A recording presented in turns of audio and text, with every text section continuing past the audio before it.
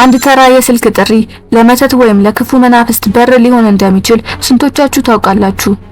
በብዙ ባህሎች ውስጥ ካልታወቀ ቁጥር ለሚመጣ ድምጽ አልባ ጥሪ መልስ እንዳንሰጥ አባቶቻችን ያስጠነቅቃሉ። ይህንን የድምጽ መተት ይሉታል።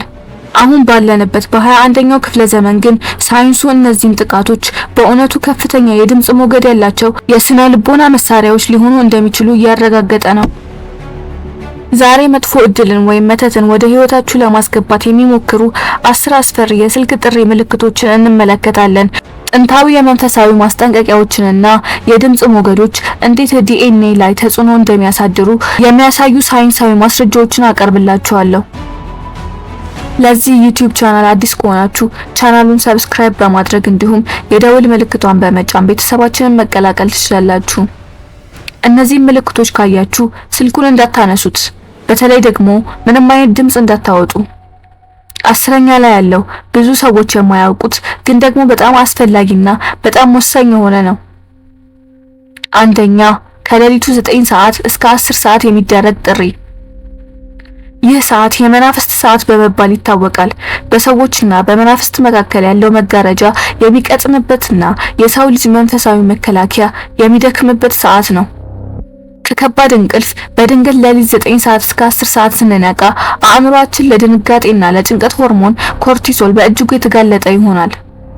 በእንቅልፍ መቆራረጥ ላይ የተደረጉ ጥናቶች እንደሚያሳዩት በዚህ ሰዓት በድንገት መንቃት የአእምሮን የማዘዝ ብቃት ይቀንሳል። ይህ ለውጪ ተጽዕኖ ተጋላጭ ያደርገናል።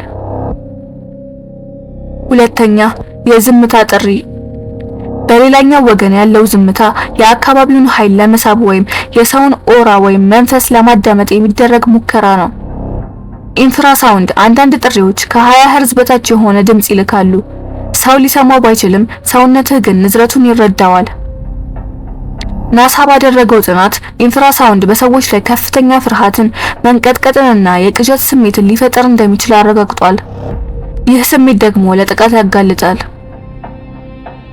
ሶስተኛ፣ የተደጋገሙ ያልተለመዱ ቁጥሮች ለምሳሌ 0000 ቁጥሮች በመንፈሳዊ ዓለም እንደ ቁልፍ ያገለግላሉ።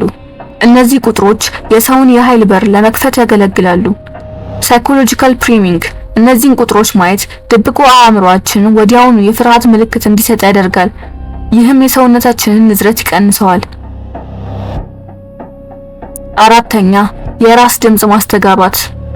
በመተት ጥበብ መስታወት ማድረግ ወይም ሚረሪንግ የሰውን ኃይል በእሱ ላይ መልሶ ለመላክ ይጠቅማል።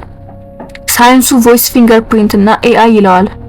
ቃላቶች ድምጽህን ቀርጸው በሰው ሰራሽ አስተውሎት ወይም ኤአይ አማካኝነት የአንተን ድምጽ በመምሰል ሌላ ጥቃት ሊሰነዝሩ ይችላሉ። ስልኩን ስታነሳው የምትሰማው ድምጽ የራስህን ከሆነ ወዲያውኑ ዝጋው። ሄሎ ስትል ድምጽ ለጥቃቱ ፍቃድ እየሰጠ ነው። አምስተኛ፣ ከፍተኛ የጩኸት ድምጽ።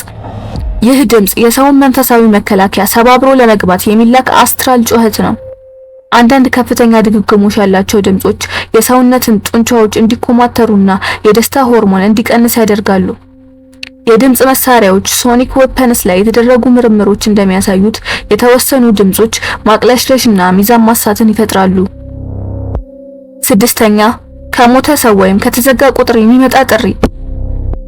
ይህ ክፉ መናፍስት በሚያውቁት ሰው ስም በመጠቀም ወደ አንተ ለመድረስ የሚያደርጉት ጥረት ነው።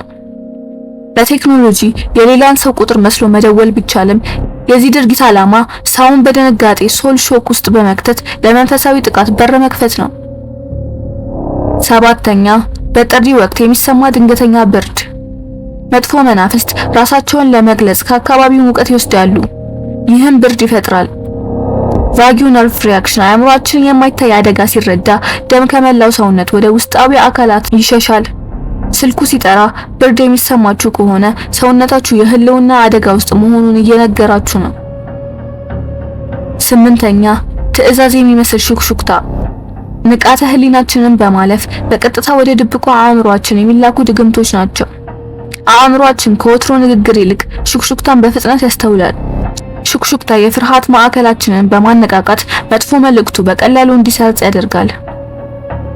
ዘጠነኛ፣ የኤሌክትሮኒክስ መረበሽ፣ የመብራት መጥፋትና መብራት። ከፍተኛ የመተት ኃይል በአካባቢው ያለውን የኤሌክትሮማግኔቲክ መስክ ይረብሻል። ስልኩ ሲጠራ፣ መብራቱ ቢለዋወጥ ወይም ቲቪ ቢረበሽ የሚመጣው ምልክት ተራ የቴሌኮም ምልክት ሳይሆን ከፍተኛ የኃይል ሞገድ መሆኑን ያሳያል። 10ኛ የውስጥ ስሜት ድንገተኛ ድንጋጤ። የሰው ልጅ ጠባቂ መላእክት ወይም ውስጣዊ ማንነት የሚሰጠው የመጨረሻ ማስጠንቀቂያ። ኒውሮካርዲዮሎጂ ልባችን የራሱ የሆነ አነስተኛ አእምሮ አለው። አእምሮአችን ሳያውቀው ልባችን በአካባቢው ያለውን የኃይል ለውጥ ቀድሞ ያውቃል።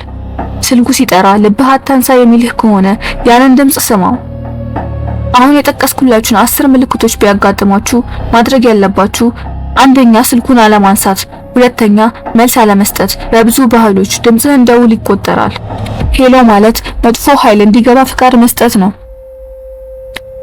እንዲህ አይነት አስፈሪ ጥሪ ደርሷችሁ ያውቃል? ታሪካችሁን በኮሜንት ላይ አካፍሉኝ። ለተጨማሪ ሳይንሳዊና መንፈሳዊ መረጃዎች ቻናላችንን ሰብስክራይብ በማድረግ የዓለማችንን ሚስጥራት አብረን እንመርመር። ለጓደኞቻችሁና ለቤተሰቦቻችሁ ሼር ማድረግ እንዳትረሱ። በቀጣይ በሌላ ቪዲዮ ተመልሰን እስከምንገናኝ ቻው።